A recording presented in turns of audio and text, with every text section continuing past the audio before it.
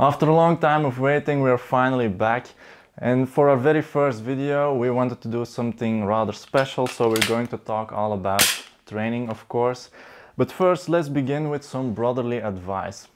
Brother, what do you think is the most important thing when it comes to training, gear or guns in your experience? Well, if you ask me, training is definitely the most important one, but you do need a basic kit to even start training, which you can upgrade along the way. Yes, I definitely agree with you, and it's also interesting to do it this way because you can do your proper research, build experience and spend your money wisely along the way. So that being said, let's talk about what we will cover in this video. So we will cover what courses we have done, we will share our personal experiences of such tactical courses, we will go over what goals you can achieve through doing such courses, then we will also go over some specific drills as a matter of examples that we have done, and then at last we will also give some tips to people with certain shooting experiences or no shooting experiences at all that want to do such tactical courses. But first, support us by subscribing and hitting the bell button. Also make sure to comment down below because that'll help us with the YouTube algorithm. And beside that, last but not least, make sure to visit ReconBrothers.com to get access to reliable tactical products. All your support is appreciated.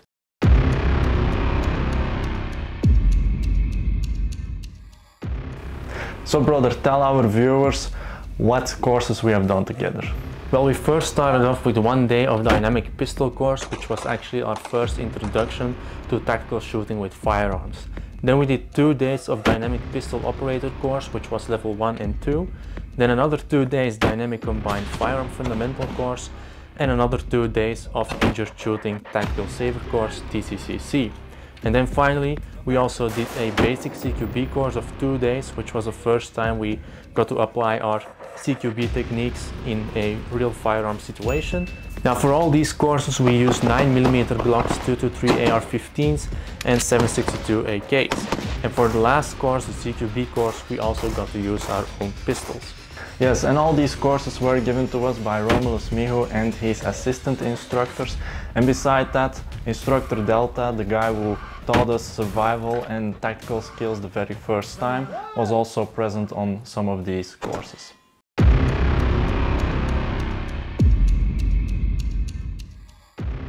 When it comes to our personal experiences, the first thing to mention is that these are pretty incredible to say the least.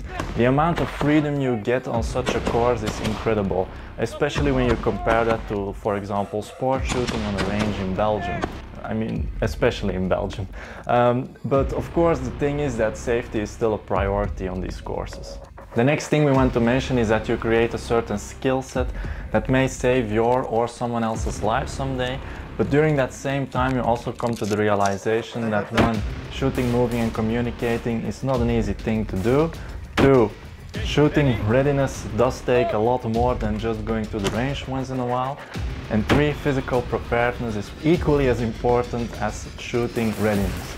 On top of that, we have created a newer level of trust between the two of us and also with the guys that join us on these courses. And last but not least, you will have to put in physical effort during these courses, so it is recommended to have a minimal sportive shape, because on some courses you will have to run, take a knee, lay down and get back up if you still can.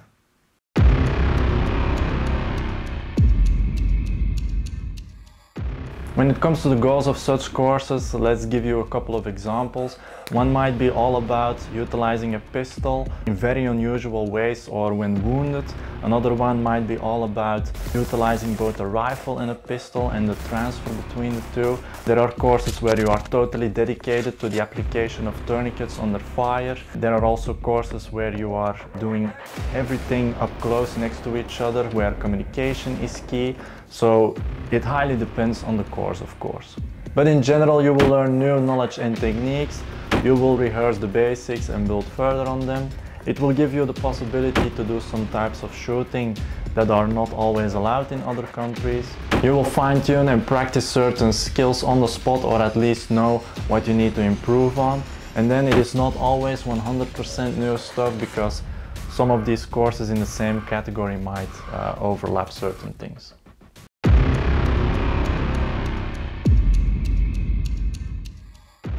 Now let's get into some unique or special drills that we have learned during these courses. All of these can be done with a pistol, and of course it is essential that you run these dry up front before actually doing them.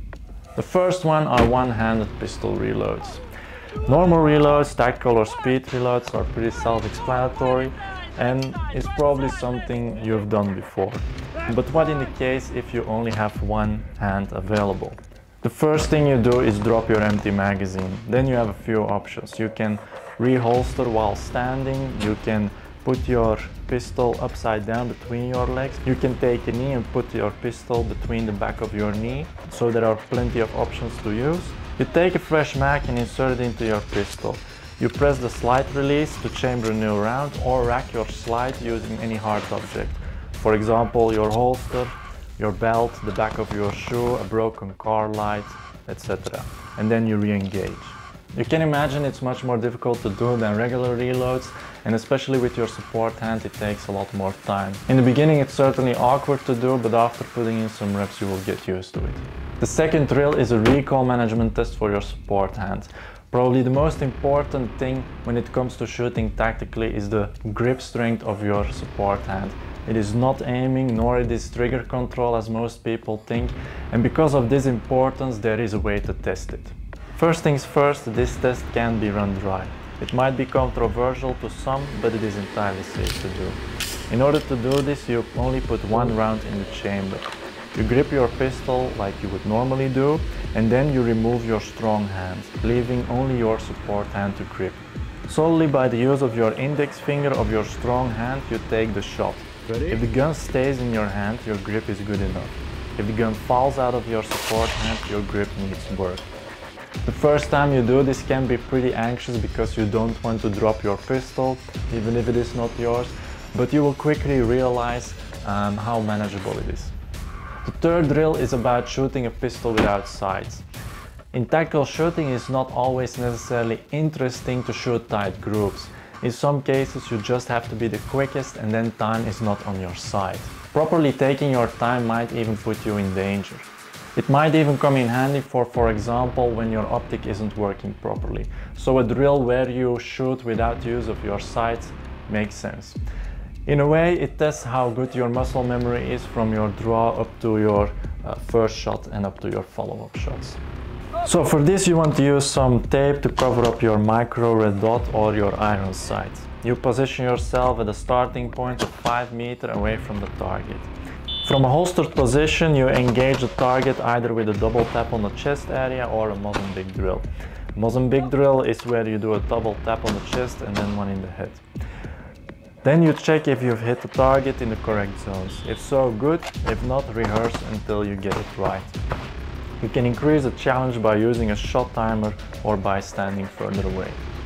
Now this might feel weird for some to do this for the first time because you don't have a reference of where you will be shooting. Only the fact that your pistol is facing in the correct direction. The rest is literally how much muscle memory you've trained. The fifth drill is the crossing drill. This one focuses on your team member skills rather than your individual skills. It is designed to test your communication, shooting and moving skills all at once, and this while relying on each other to do it safely. In order to do this you set up chart targets every 8 meters in a single line. Make the rule that the right person will always be the one that crosses. The starting position is next to each other. Make sure to pay attention to communicating clearly, meaning the one who crosses will say crossing, the other one will have to confirm this by saying go or move, both keeping the barrel and trigger awareness in mind while doing so. Only after confirmation you will move. Once you get a go, you do the first cross without engaging the first target. After passing the first target, you start going live. Repeat this until you reach the end and make sure to stay in line with each other. This is certainly a tense feeling to do it for the first time because you don't want to shoot one another in the back. Therefore, it is best to do this with people you personally trust that are capable of doing this safely, and dry fire this enough up front until you're both confident enough to do it. If in doubt, then don't do it.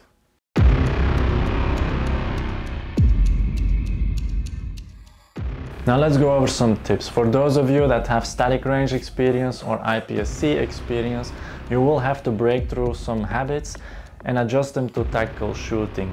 Some examples are: weapon manipulations are not done pointing down towards the ground. They are done in front of you with the barrel pointing up. This is your so-called working space. Things like hands in the air before shooting is not okay. A failure to fire isn't solved by aiming at a target for 30 seconds and waiting for a slow burn. Instead, you do a tap rack action, which is this. Of course, they are dummies. I'm protected, come on.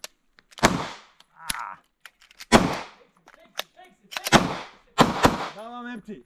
Go, go, go, go, go. Cross. Shooting stances will differ a lot, and they are not only in the standing position.